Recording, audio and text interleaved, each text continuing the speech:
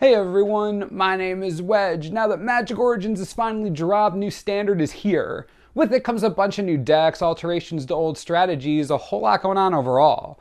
Today we're bringing you a classic remake of a deck that has seen tier 2 play in standard more times than I can count. Some of you love it, some of you hate it, some of you have nightmares about it. Let's talk about Turbo Fog.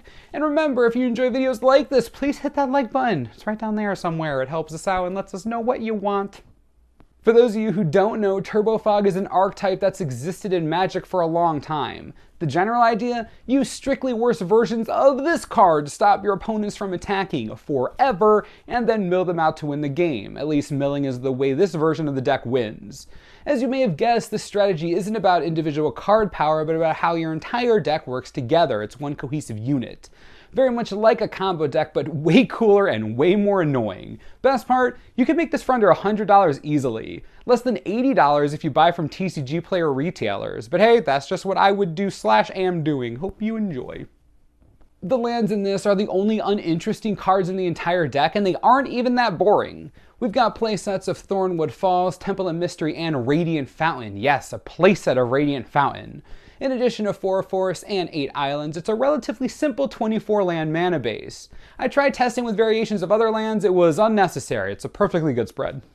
Where do we even start? Well, this is Turbo Fog and it needs a win condition, so let's start there. 4 Sphinx's Tutelage, the centerpiece of the strategy and your only win condition. For each card you draw, your opponent mills 2, and if they are non-land cards that share a color, repeat that process.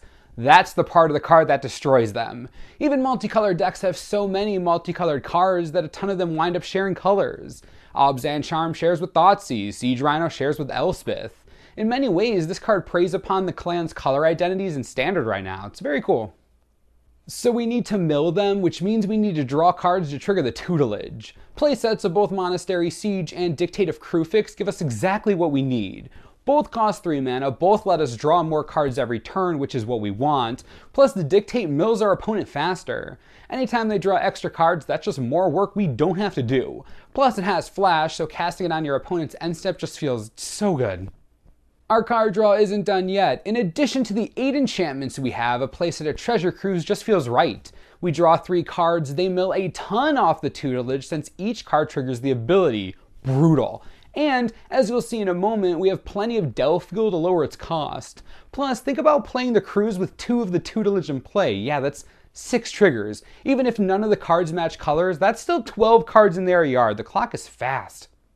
What would Turbo Fog be without, fog effects? The deck runs playsets of both Defend the Hearth and Winds of Qal Sisma. Before you say anything, there are more fog effects at 3 mana, but 3 mana is not where we want to be when casting fog effects. Plus, and I cannot stress this enough, 8 fog effects is actually more than you think with all your card draw. Tried using more and it was just too much. It took away from the efficiency of the rest of the deck, believe it or not. Anyways, 8 2-mana fog effects were pretty simple. The rest of the deck is full of utility cards. We have 3 Sylvan Caryatid as our only creatures. We couldn't fit 4 because the list is that tight, trust me.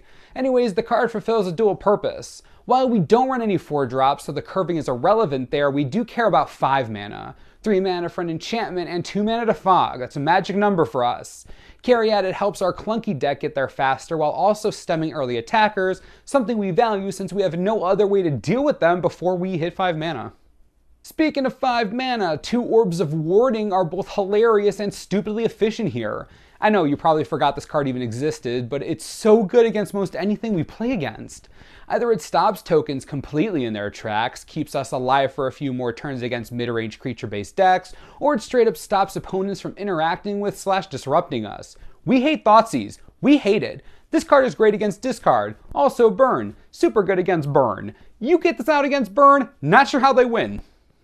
Next up, we have 2 Aetherspouts and 2 Negate. Aetherspouts is our definition of a board wipe. It does send the creatures back into the deck, but because they're creatures, they probably share a color, so they'll be easy to mill if your opponent puts any on the top. It also kills tokens. It also ruins your opponent's tempo. Completely destroys it. Your deck is all about time. We need time. Aetherspouts gives you at least 2 or 3 turns to do whatever you want while they rebuild their board. It's perfect for what we're trying to accomplish. Best board wipe for us by a mile. Negate shows our respect for disruption we don't want to deal with. Dromoka's Command, Ugin, Wild Slash. All of these cards are terrifying, and Negate is our only line of defense against them game 1, in case anyone decides to use them game 1. If they do, kudos, you might have just wrecked us.